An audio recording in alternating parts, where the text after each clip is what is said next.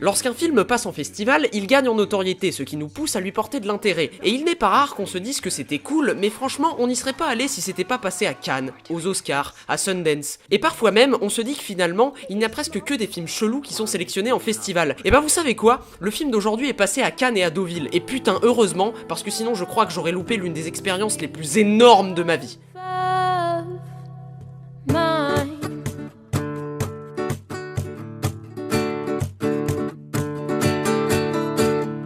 Captain Fantastic est un film de Matt Ross qui nous raconte l'histoire de Ben et de ses 6 enfants, vivant en quasi-autarcie dans la forêt. Toute l'éducation des enfants a été extrêmement riche et intelligente. Leurs parents les font énormément lire et réfléchir, et leur apprennent également la survie en mode Bear Grylls. Sauf qu'ils apprennent que leur mère, hospitalisée depuis quelques temps, vient de se suicider et que leurs grands-parents refusent par-dessus tout de voir leur père à l'enterrement, sous peine de le faire arrêter. Malgré ces menaces, toute la famille décide de partir assister aux funérailles de leur mère, et donc de braver les dangers de cette société civilisée qu'ils connaissent si peu. Matt Ross est un acteur qui a joué dans des petits trucs fort sympathiques et qui a apparemment réalisé 3 longs métrages avant Captain Fantastic, dont 2 sont absolument introuvables, donc bon, j'ai absolument aucun a priori sur le bonhomme. Bon, alors, avant tout, c'est superbement mis en scène. Outre une esthétique absolument magnifique mariant parfaitement lumière naturelle et lumière artificielle hyper bien gérée, le film est rempli à ras-bord de bonnes idées. Le réalisateur utilise son cadre de 2 manières différentes. Les plans faits à l'épaule, donc en permanence en mouvement, sont utilisés pour montrer le point de vue de la famille, en totale opposition avec les plans fixes sur pied, qui eux sont illustratifs d'un espèce de conformisme de la société.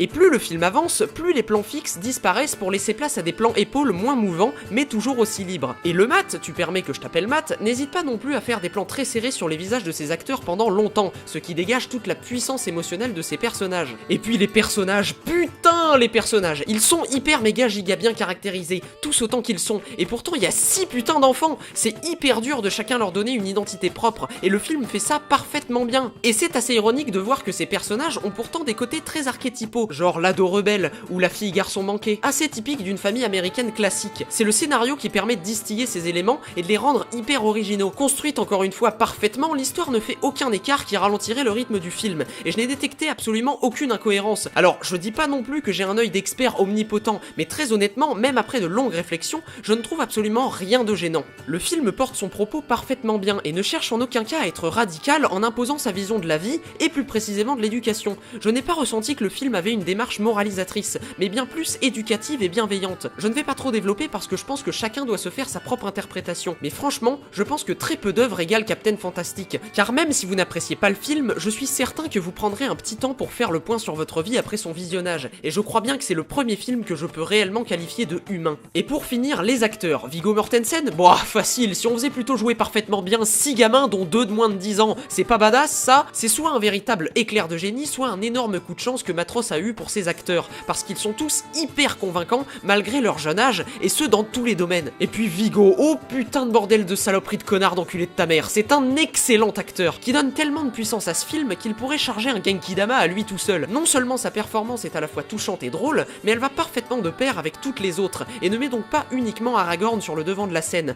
mais le fait compléter un tout qui donne un résultat remarquablement bien foutu. Courez vite voir Captain Fantastic, je sors très probablement ma critique trop tard, et il n'est sûrement déjà plus en salle, mais matez-le quand même de quelque manière que ce soit. Une œuvre aussi parfaite avec un message aussi important et fort, ça ne se loupe pour rien au monde. Je sais que je ne développe pas le propos, mais le film le fait déjà parfaitement bien, et je n'ai pas la prétention de le porter mieux que lui. Je vous demande de me faire confiance pour juste 118 minutes, et après je vous laisse tranquille, parce que ce film est comme son réal, son scénar et ses acteurs.